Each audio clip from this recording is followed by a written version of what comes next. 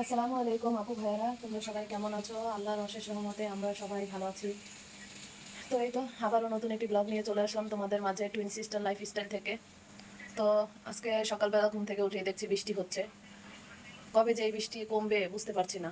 আসলে অনেক বৃষ্টি হচ্ছে। আবার ইচ্ছা করছিল, মেয়ের পরীক্ষা শেষ হয়ে গেছে, এখন একটু বেড়াতে যাব। তো বাবার বাড়িতেও এত বৃষ্টি হয়েছে যে উঠানে পানি চলে আসছে, এই জন্য আর যাইনি। কারণ ছোট বাচ্চাকে নিয়ে গেলে বাচ্চা তো একটু দুষ্টামি করবে, ঘোরাঘুরি করতে চাইবে। তো বাড়িতে উঠানে যদি পানি থাকে তাহলে কোথায় বের হবো? এই জন্য ইচ্ছা করেছিলাম যে না, তাহলে বোনের বাড়িতে যাই। তো বোনের বাড়িতে যাব, সবই ঠিক আছে, কিন্তু বৃষ্টির জন্য বের হতে ইচ্ছা করতেছে না। কিন্তু বের হব। অনেক দিন ধরে চিন্তা ভাবনা করতেছি বৃষ্টিটা একটু কমলেই যাবে, কিন্তু বৃষ্টি আর কমতেছে না। কবে কমবে আল্লাহই ভালো জানে। আর মেয়ের তো আবার সামনে ফাইনাল পরীক্ষা। দেখা গেল কয়েকদিন আগে, সপ্তাহখানেক আগে পরীক্ষা শেষ হলো, এখনো যেতে পারলাম না বোনের বাসায় বৃষ্টির জন্য। দেখি, এখন চিন্তা ভাবনা করতে হবে। বৃষ্টি যদি নাও কমে তাহলেও যেতে হবে। মেয়ে কান্নাকাটি করতেছে অনেক, কারণ নর্মালি আমি কোথাও যাওয়া হয় না, সবসময় বাসায় থাকি। তো বাচ্চারা সবসময় ঘরে থাকতে থাকতে একঘেয়েমি চলে আসে, বাচ্চারা কান্নাকাটি করে। তো ভালো লাগে না, এই জন্য ভাবছি যে বৃষ্টির মধ্যেই যাবো। এতদিন ভেবেছিলাম যে বৃষ্টির মধ্যে যাব না, তাও এখন ভাবতেছি যে না, যাওয়া উচিত। তো যাই, বৃষ্টির মধ্যেই যাই। কি কি আর করবো, বৃষ্টি তো আর থামছে না। বৃষ্টির আশায় আশায় আর কয়দিন থাকবো? মাদ্রাসায়ও যাওয়া হচ্ছে না, বেড়াতে যাওয়া হচ্ছে না, দুটাই বন্ধ থাকতেছে। তো এই জন্য চিন্তা করলাম যে না, বেড়াতেই যাই। দেখি, দু একদিনের মধ্যেই বের হবো। আর যাওয়ার আগে তো একটু গোছগাছ আছে, কারণ আপনার ভাইয়া যাবে না। আপনার ভাইয়ার জন্য কি গোছানো লাগবে বা কি রান্না বান্না করা লাগবে সেটা আমি জানি না, কি করবো, বা ও কি কেনা খাবার খাবে কিনা সেটাই। দেখি এখন কি করব। এই তো। আর আপনাদের ওখানে কি বৃষ্টি হচ্ছে কিনা অবশ্যই কমেন্ট করে জানাবেন। বৃষ্টির জন্য তো এখন আর ভালো লাগতেছে না। বৃষ্টি ভালো লাগে, কিন্তু আসলে বেড়াতে যাবো তো এই জন্য বৃষ্টিটা কমতেছে না। বেড়াতে গেলে কি মানুষের ঘরে বসে থাকতে ভালো লাগে? বেড়াতে গেলেও তো মন চায় একটু বাহিরে ঘোরাঘুরি করি। আর আমার আপুদের বাড়ির পরিবেশ অনেক সুন্দর, বাহিরের ভিউ অনেক সুন্দর, অনেক সুন্দর। ওদের আবার গরুর খামার আছে। সবই গেলে আপনাদের মাঝে সবই শেয়ার করব। তো দেখাই বাহিরের পরিবেশটা কেমন আজকে। দেখুন, টুকটাক কি কাজ, চলেন দেখি বাহিরের পরিবেশ দেখি এখন। আর টুকটাক কি কাজ করি সকাল থেকে নিয়ে দুপুর পর্যন্ত আপনাদের মাঝে শেয়ার করব। আপনারা অবশ্যই আপনার এই বোনটাকে অবিরাম ভালোবাসা দিবেন। ঠিক আছে, তাহলে চলুন।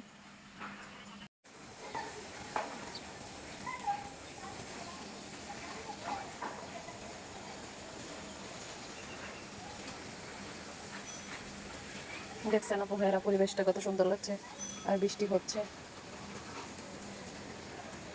খুব ভালো লাগছে। বাহিরে একটু কুয়াশা কুয়াশাও লাগছে, আকাশটা অনেক ভার ভার হয়ে আছে।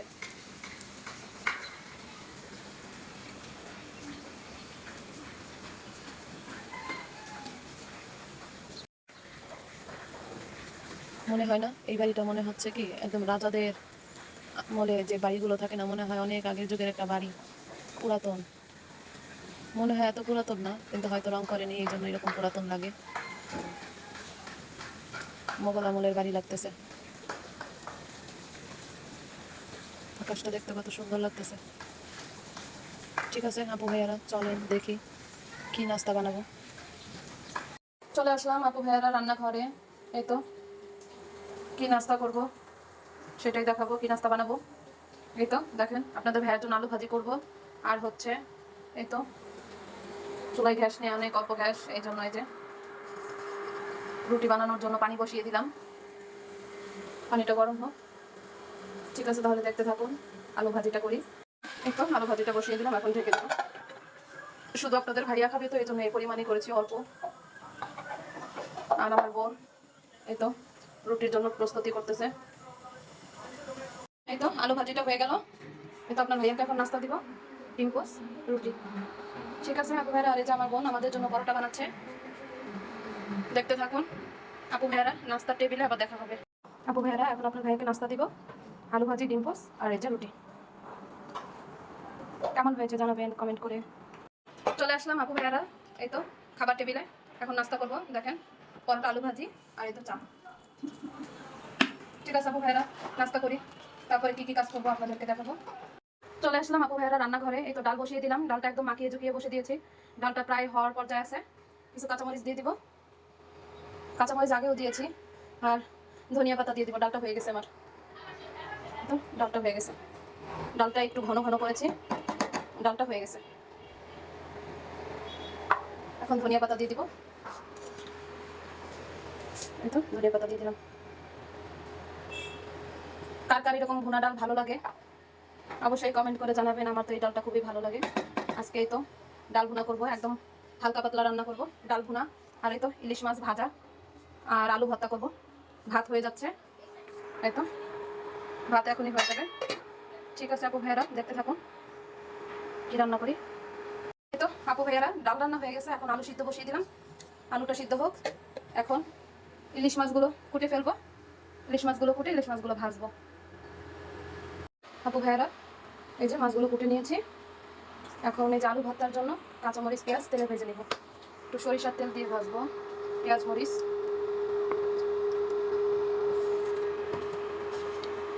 আর এই তো আমার বোন দেখেন চালতা মাখিয়েছে মরিচের গুঁড়ি আর লবণ দিয়ে। কার কার খেতে ইচ্ছে করছে কমেন্ট করে জানান। আমি তো এখনই কথা বলতে পারছি না, মুখে এমনি জিভলায় পানি এসে পড়ছে, এটা দেখেই আমি কথাই বলতে পারছি না। টক খেতে পারি না, কিন্তু টক দেখলে কেমন যেন লাগে, শরীরে ঝাড়া মারে টক দেখলে। ঠিক আছে তাও তুমি খাও, আমি একটা খেয়ে দেখি কেমন লাগে। অসাধারণ।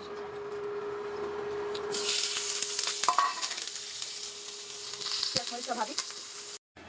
এই তো আপু ভাইয়েরা, পেঁয়াজটা ভাজা হয়ে গেছে, পেঁয়াজটা ভাজা হয়ে গেছে, এখন নামিয়ে নিয়েছি। এই কড়াইয়ের মধ্যেই সরিষার তেল দেওয়া ছিল, তো এই কড়াইয়ের মধ্যেই আলু ভর্তাটা বানিয়ে নিব।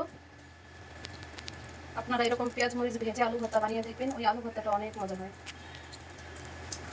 ঠিক আছে তাহলে আমি আলু ভর্তাটা বানাই।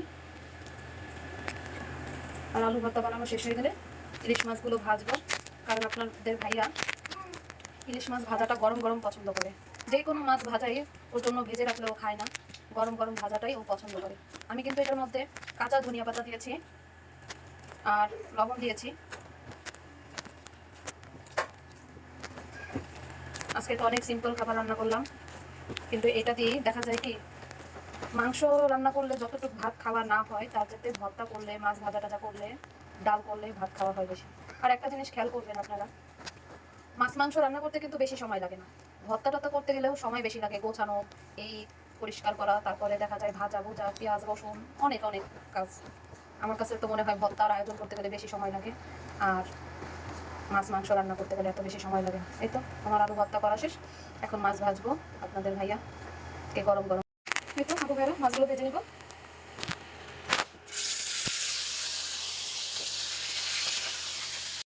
মাছগুলো কড়াইতে দেওয়া হয়ে গেছে, এখন মাছগুলো ভেজে নিই। মাছগুলো ভেজে আপনাদের সাথে খাবার টেবিলে দেখা হবে। এই তো আপু মেয়েরা চলে আসলাম খাবার টেবিলে। এই তো আজকে রান্না হয়েছে ইলিশ মাছ ভাজা, ডাল, আলু ভর্তা, কালকের করলা ভাজি ছিল, আর গতকালকের ওইতে দেশি মাগুর মাছ আপনার ভাইয়া খায়নি দুপুরবেলা, রাতেও বাসায় খাওয়া দাওয়া করেনি, ও বাসায় ছিল না, ওইটাই গরম করে নিয়েছি। আর করলা ভাজিটাও কালকের ছিল। এই তো আজকে দুপুরের আয়োজন।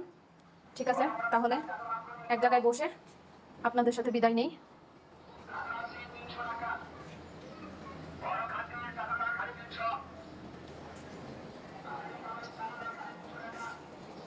গেস্ট রুমে একটু বসে আপনাদের সাথে কথা বলি, খুব অস্থির লাগছে, তো বসি।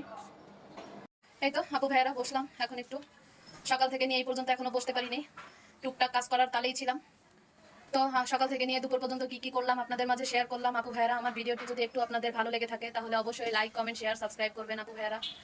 আর আপনারা যে যেখানেই থাকেন না কেন আপনারা ভালো থাকবেন, আর যেখান থেকে আমার ভিডিওটা দেখেন না কেন আপুর পাশে সবসময় থাকবেন। এই তো আমাকে লাইক কমেন্ট শেয়ার সাবস্ক্রাইব করবেন। ঠিক আছে তাহলে এখানেই বিদায় আপু ভাইয়ারা, আল্লাহ হাফেজ, আসসালামু আলাইকুম।